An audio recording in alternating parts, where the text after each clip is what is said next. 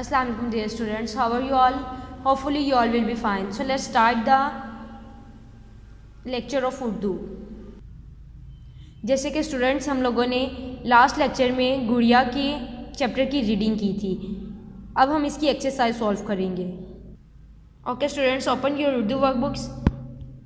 अब हम इसकी एक्सरसाइज स्टार्ट करेंगे. लिखा हुआ है खाली जगह में रंगों के नाम लिखें, जैसे बाल काले, जूते पीले, आंखें हरी, कपड़े नीले और गाल लाल. ऐसे ही हम इस एक्सरसाइज के सेकंड क्वेश्चन पे आ जाएंगे.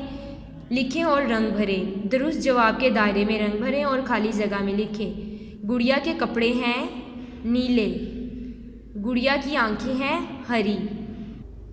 ओके स्टूडेंट्स, अब हम इसके क्वेश्चन आंसर्स पे आ जाएंगे. सवालों के जवाब लिखें. ये गुड़िया किसकी है? ज़ारा की. इस गुड़िया के बाल कैसे हैं? काले. इस गुड़िया की चाल कैसी है? प्यारी. ये गुड़िया शौक़ से खाती है दाल.